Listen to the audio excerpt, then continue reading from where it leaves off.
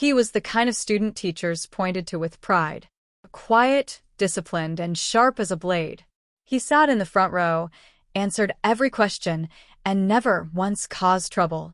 His life was simple, clean, and moving exactly the way it was supposed to. His mother smiled when she looked at him. His future seemed already written in gold.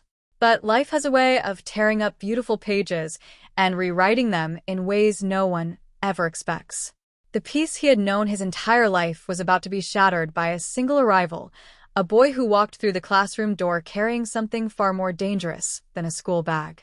The teacher introduced the newcomer with a kind of nervous pride. A national high school boxing champion. The room went electric with shock and whispered admiration.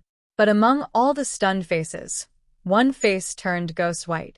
Esibayok-chan gripped the edge of his desk, his breath disappearing from his lungs. He recognized this boy, not from television or headlines, but from the darkest corner of his memory. This was the same monster who had turned his middle school years into a living nightmare. And now that nightmare had followed him here, wearing a smile like it owned the entire world. The new boy wasted no time establishing his power. The moment the teacher stepped out, he moved through the classroom like a predator marking its territory. He chose the strongest-looking students first, beating them deliberately, publicly, and without a single flicker of remorse. It was not about anger. It was about sending a message to every single person in that room. When his eyes finally settled on Esibayok-chan, even the air in the room grew heavy. The class president stepped forward bravely to intervene, and for that courage, she was slapped hard and shoved aside like she was nothing. Fear filled every corner of that classroom, thick and suffocating. Esibayok-chan begged with trembling hands pressed together, his voice barely above a whisper. But begging only seemed to fuel the bully's entertainment. The blows kept coming. And then, in the middle of the chaos, as pain blurred his vision and his knees hit the cold floor, something small caught his eye. A pen lying inches away. His hand moved toward it almost without thinking. Something inside him shifted. A quiet, dangerous spark ignited behind his eyes. The bully laughed and leaned closer. "Come on," he said with a grin. "Hit me if you dare." Those words became the match that lit everything on fire. Every humiliation he had ever swallowed, every fear he had buried, every tear he had hidden, it all detonated in one single violent moment.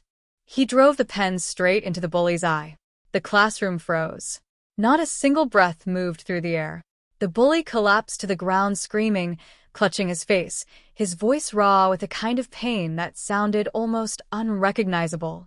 The injury was catastrophic and permanent. And just like that, with one desperate act, the quiet boy who had never wanted trouble found himself at the center of the worst kind of it. Because the court did not see self-defense. They saw a boy who had maimed another, and they sentenced him to 3 years in juvenile detention. His mother wept as the doors closed behind him. A bright future, carefully built year by year, crumbled to dust in a single afternoon. On the bus to the detention center, he sat surrounded by strangers who all carried their own darkness. A stylish blonde boy had taken the only decent seat, forcing him to sit beside a man that the entire bus seemed to be silently avoiding. The man radiated something beyond ordinary danger, a cold, contained power that made even the air around him feel different. When the man's eyes met his, he felt his entire body turn cold. But survival, he was learning, had very little to do with comfort. When they arrived, everything was stripped away, their clothes, their belongings, their identities, replaced with gray prison uniforms and the unspoken rules of a completely different world.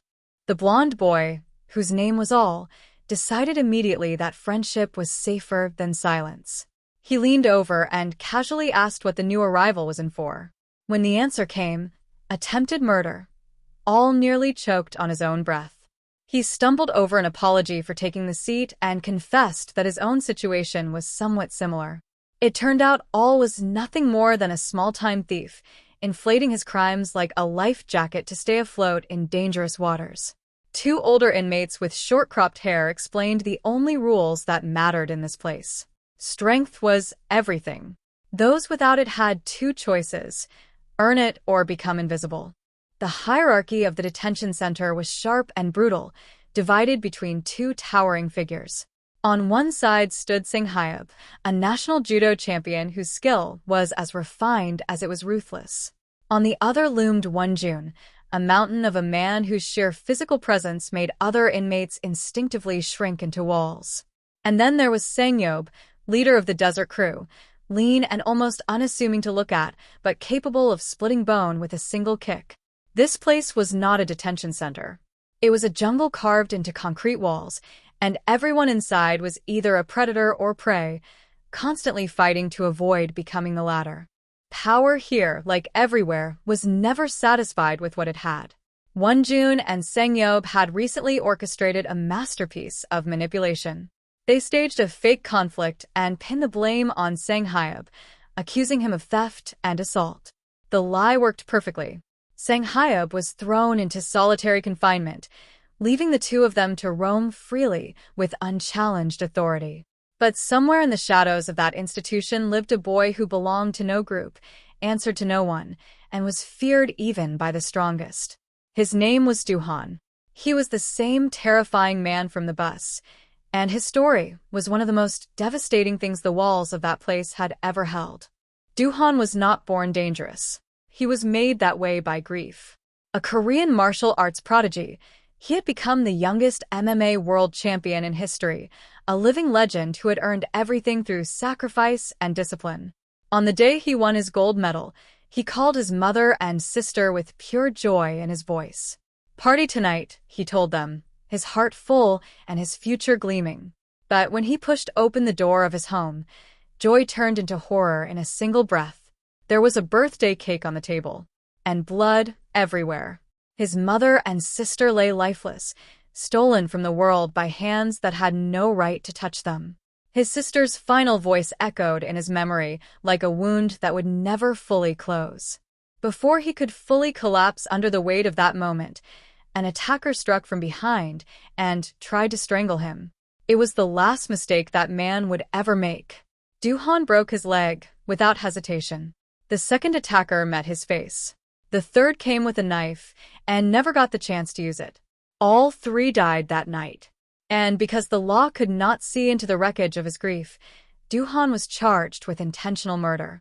The legend of the ring became a prisoner, not because he was a monster, but because the monster had come for his family first. And he had simply refused to lose them twice. Back in the present, a football game in the detention yard dissolved quickly into the kind of chaos that only people with nothing left to lose can create. 2 players were carried out. All and another inmate were pulled in as replacements. In the middle of the confusion, a stray kick landed in the most devastating location possible. Now he was in serious trouble. A group of furious inmates cornered him, their eyes promising something brutal. Old memories surged through his body like electricity. Every beating he had ever taken, every moment he had felt helpless and small. And then, through the closing circle of bodies, he saw a face. Duhan was running toward him with the calm authority of someone who had already decided how this would end. Duhan placed himself between the boy and the fury of the crowd. He spoke with quiet control, instructing everyone to step back. Wonjun did not appreciate the interference. He charged at Duhan with all of his considerable mass, rage written across every inch of his body. Duhan simply moved, one smooth step, then a strike so precise and powerful that Wonjun crumpled to the ground as if his legs had been switched off. The entire yard fell silent. It was the kind of silence that follows something people are not sure they actually witnessed. But reality, as Duhan himself knew too well, is not a movie. Wonjun rose from the ground with hatred freshly carved into his face. And from that day forward, the boy had a new enemy watching him. All quietly warned him later, pulling him aside with the nervous urgency of someone who understood the consequences. "Apologize to Wonjun," he said, shaking his head slowly. "Or, what comes next will be much worse than what you've already seen." A few days later, a visitor came. It was the boy from school, the one whose I would never see again. His studies had stopped. His boxing career was finished. He said flatly that he would rather be dead. He listened to the apology, his expression carved from stone, his remaining eye cold and unforgiving. "When you get out," he said slowly, "I will make your life a living hell." His mother's tears had no effect. He turned and walked away without another word. The threat outside had just become permanent. Sleep became something he only remembered. Anxiety crawled under his skin and made a home there. He stared at the ceiling at night while the weight of enemies both inside and outside pressed down on him without mercy. Inside, there was an unspoken tradition. Every inmate paid their daily packet of milk to whoever sat at the top of the food chain. All brought his milk obediently to Duhan, nervous and quiet. But Duhan looked at him and sensed something unspoken. The next day, when all tried again, Duhan refused the offering entirely. Something in him had shifted, an awareness that the boy beside him needed something far more valuable than loyalty rituals. It was all who finally gathered the courage to ask. He followed Duhan across the yard and, with trembling sincerity, said the thing he had never been able to say to anyone before. "Teach me how to fight. I want to be as strong as you." Duhan's first instinct was to refuse. He assumed it was nothing more than hunger for revenge dressed up as growth. But what all said next was different. He did not talk about enemies. He talked about himself, about a lifetime of running, hiding, and absorbing beatings because he believed he was born too weak and too worthless to do anything else. He was not asking for a weapon. He was asking for a reason to stop being afraid. Those words reached somewhere deep inside Duhan and refused to let go. "I'll train you," Duhan said quietly. "But first, 100 rounds in 40 minutes. Not 1 second more." All began running, and the yard watched with mild amusement. His lungs started burning after the first dozen rounds. His legs wobbled. His vision shook. By the 50th lap, he was on the edge of collapse, barely held together by sheer desperation. He pushed himself to 70 rounds before his body finally surrendered, and he hit the ground hard. But as he lay there, a memory surfaced, one of the most humiliating moments of his life, a cruelty so vile it could not be spoken plainly. That memory did not crush him. It became fuel. He stood back up, already past the 40-minute mark, and finished every remaining round before falling directly into Duhan's arms. Duhan arranged for him to be moved into his cell. The testing began immediately and without mercy. 21 push-ups, 32 sit-ups, 0 pull-ups. Duhan looked at him with the blank expression of a man recalibrating expectations. "Starting tomorrow," he said, "you add 1 more repetition every single day. Stop, and you go back to your old cell." All forced his shaking arms into one trembling pull-up, barely clearing the bar. It was ugly. It was painful. But it counted. And that single, struggling repetition was the first stone laid in the foundation of something that would eventually become unbreakable. The transformation was not beautiful at first. It never is. His punches were soft. His kicks had no direction. Every training session ended with him flat on the floor, staring up at the ceiling and wondering why his body kept refusing to cooperate. But Duhan did not allow rest to become retreat. He pushed, corrected, and challenged every single day, without exception. Slowly, almost invisibly at first, things began to change. His punches found weight. His legs found purpose. Other inmates who had laughed at him early in the training began to watch him with something closer to caution. Duhan even pushed him to eat more, reminding him that muscle is built in the kitchen as much as in the yard. The boy who arrived terrified and hollow was beginning to look like something else entirely. Night training became part of the ritual. Long after others had drifted into sleep, he stood alone throwing punch after punch into the darkness. 100, 200, 500, 1,000. When he finally turned around, chest heaving, hands aching, he found Duhan asleep on his bunk. His mentor had seen nothing. So, without a word, without complaint, he turned back toward the wall and started the count again from the very beginning. That kind of discipline is not taught. It is chosen, quietly and painfully, in moments when no one is watching and no one would ever know if you stopped. Meanwhile, outside those walls, the boy whose eye he had destroyed was becoming something of his own, and it was not something peaceful. A violent encounter on the street caught the attention of a powerful gang leader named Wu Yang, who saw raw, dangerous potential in him and moved quickly to claim it. The boy cursed at the offer. Wu Yang slapped him to establish dominance, then smiled. "I will use that anger," he said, "and I will make you stronger than you could ever become alone." The bully was becoming something more organized and far more dangerous. The world beyond the detention center was reshaping itself around a collision that was still months away from happening. Back inside, the news of Duhan's transfer broke through the cell like cold water. Prisoners over 23 were moved to adult facilities, and Duhan's time had come. He delivered his final words with the same controlled stillness he brought to everything. "Work harder now. Time is shorter than you think." That same day, the boy crossed paths with Sangyob and refused to be broken by it. He no longer moved through spaces with his eyes down.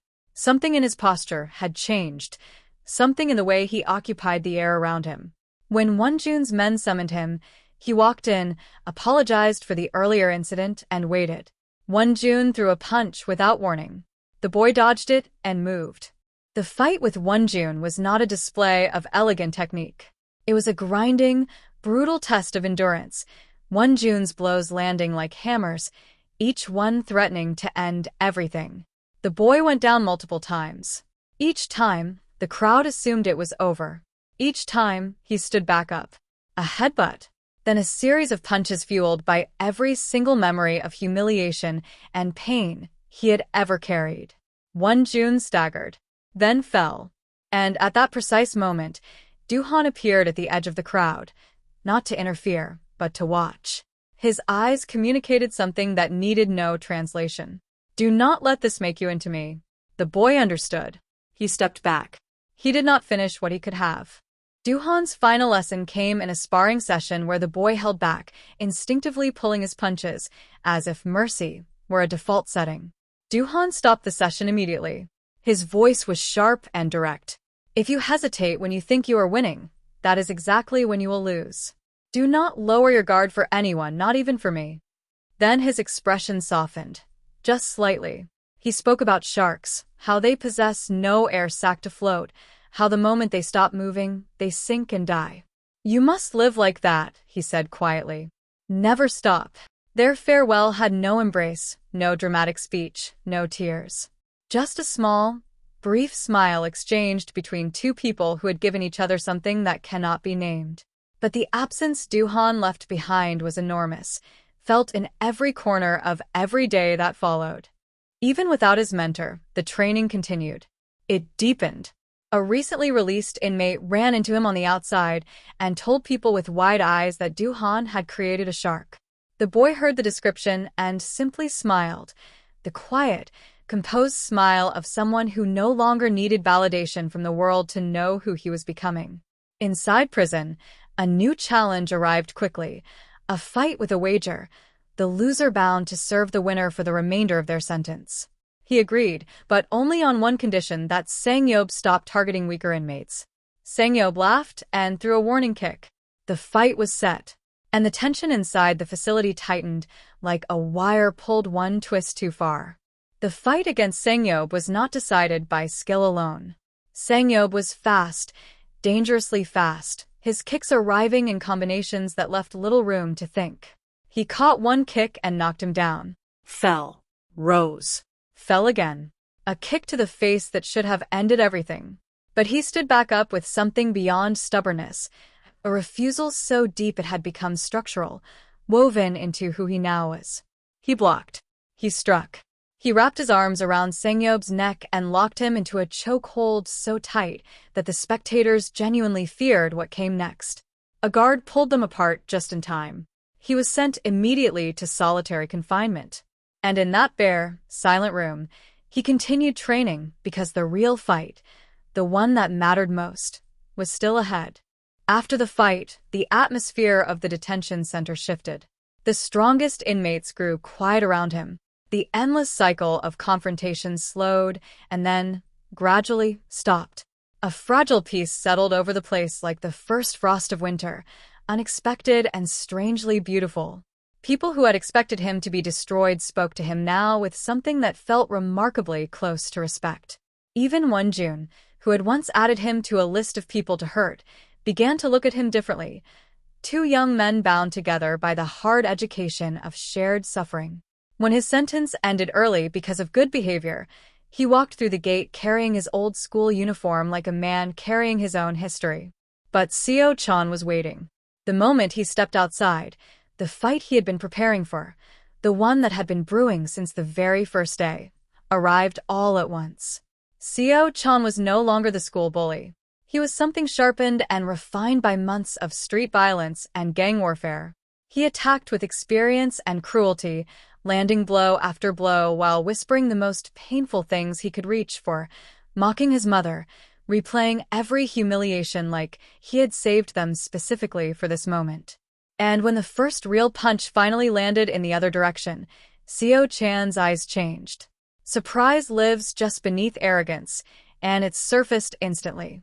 The boy followed that punch with everything Do-han had built inside him. He fell. He remembered the shark. He rose. A precise strike, a self-defense technique taught in a detention center cell, landed directly on Seo-chan's left eye. The poetic weight of that moment was not lost on anyone watching. Both of them were now broken and exhausted, held together by nothing but willpower. It became a war of endurance, Seo-chan's rage against his determination. And determination, as it turned out, had more fuel. Seo-chan's legs gave out first. He sank to the ground and did not rise again. The boy walked away quietly, his footsteps steady, his breathing measured. Behind him, Seo-chan burned in the silent, consuming pain of a man who had finally met his own end. His first visit after recovery was to Do-han, still behind bars. He sat across from his mentor and told him something honest and clear. "Every time I throw a punch," he said, "I feel alive. I love this. I want to fight not because I have to, but because I choose to. And one day, I want to fight you. If you want to beat me, you'll have to train twice as hard." Do-han smiled, a rare and genuine thing. Outside, life was not easy, and it never pretended to be. Former inmates face a world that looks at their past before it looks at them. But he, along with the friends who had survived alongside him, kept moving forward. A job at a gym, daily training, a dream forming slowly in the shape of an MMA championship ring. The final image stays long after the credits would roll. He sits on the lower bunk of a prison cell, the very same cell that once belonged to Do-han. The former legend of those walls is now simply another inmate. And in the silence between them, something is understood. The cell did not make Do-han. The cell did not make him either. They were made by loss and pain, and the stubborn refusal to let those things be the final word. He does not fight to survive anymore. He fights to live, fully, freely, and without apology. And as long as he keeps moving, like the shark that never rests, nothing in this world will be able to pull him under.